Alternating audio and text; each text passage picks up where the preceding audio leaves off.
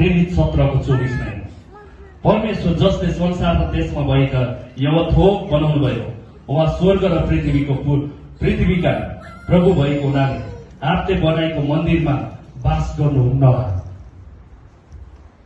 हालेलुया। परमेश्वर जसले संसार र देशमा भएको यवथोकलाई बनाउनु भयो, स्वर्ग र पृथ्वीका प्रभु भएको हुनाले हातले बनाएको मन्दिरमा उहाँ बास गर्नुहुन्न। कोठामा यवथोकले बनाएको एउटा ठाउँभित्र परमेश्वर बास गर्नुहुन्न। जो जिउँदो परमेश्वर हुनुहुन्छ, जो पवित्र परमेश्वर हुनुहुन्छ, जो सत्य परमेश्वर हुनुहुन्छ, जो स्वर्गमा बास गर्नुहुन्छ, जो स्वर्गको परमेश्वर तपाईँ र म भित्र बास गर्नुहुन्छ।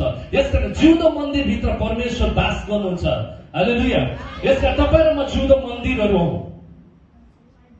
हामी जीवित मन्दिरहरू हौ।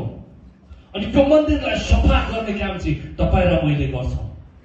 तपाईँ र मेरो जिउँदो मन्दिरलाई नेगेटिभ कुरा सोच आउँदै गर्दा नि हामी के गर्छौँ? येशू ख्रीष्टको नाममा यो सोचहरू हटेर जान्छ।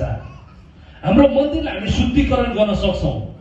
हाम्रो मन्दिरलाई येशूको रगतले शुद्धिकरण गरिदिनु भएको छ। आमेन। यसका तितेपाती र पानीले कोही पनि शुद्धिकरण हुँदैन र कुनै पनि पशुको रगतबाट मानिस शुद्धिकरण हुँदैन। तर तपाईँ र मलाई जिउँदो मन्दिर बनाउनु भन्दा अगाडि येशू कलवारीको क्रुसमा मर्नुभयो, त्यो रगतले तपाईँ र मलाई धोइदिनु भएको छ र तपाईँ र मलाई जिउँदो मन्दिर बनाइदिनु भएको छ। आमेन। हालेलुया। त्यो जिउँदो मन्दिरभित्र पवित्र आत्मा बास गर्नुहुन्छ। पवित्र आत्माले तपाईँ र म भित्र काम गर्नुहुन्छ। पवित्र आत्माले तपाईँ र मलाई जिउँदो बनाउनु भएको छ। हालेलुया। यसकारण हामी जिउँदो परमेश्वरलाई आराधना गर्छौँ, जिउँदो मन्दिर भएको कारणले गर्दा। निर्जीव मन्दिरले, मरेको कुराले चाहिँ जिउँदो परमेश्वरलाई आराधना गर्न सक्दैन। तर जो जीवित मन्दिर छ, जो जिउँदो मन्दिर छ, त्यसले मात्र परमेश्वरलाई आराधना गर्न सक्छ। जो जिउँदो मन्दिर छ त्यहाँभित्र परमेश्वर बास गर्नुहुन्छ। आमेन। हालेलुया। येशू ख्रीष्ट नम्र हुनुहुन्थ्यो। येशू ख्रीष्ट नम्र हुनुहुन्थ्यो।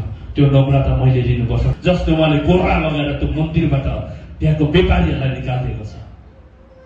किनकि मेरो पिताको भवन व्यापारको ओडार होइन, व्यापार गर्ने ठाउँ होइन। हालेलुया। यसकारण परमेश्वरको मन्दिरमा, जो परमेश्वरको मन्दिर हामी जिउँदो मन्दिर छौँ, यो मन्दिरलाई जब हामी बिगार्न थाल्छौँ नि, येशू रिसाउनुहुन्छ। उहाँको रिसलाई हामीले थाम्न सक्दैनौँ। पृथ्वीलाई बनाउने परमेश्वर, सारा सृष्टिलाई बनाउने परमेश्वर म भित्र बास गर्नुहुन्छ। उहाँले अझै पनि मिराकलको कामहरू, अझै पनि अचम्म तरिकाले हाम्रो जीवनबाट काम गर्नुहुनेछ, बनाउनुहुनेछ। हालेलुया। रोगीलाई निको बनाएर स्वस्थ जीवन बनाइदिनुहुनेछ। गरिबीलाई धनी बनाइदिनेछ। जो येशू हामी भित्र बास गर्नुहुन्छ।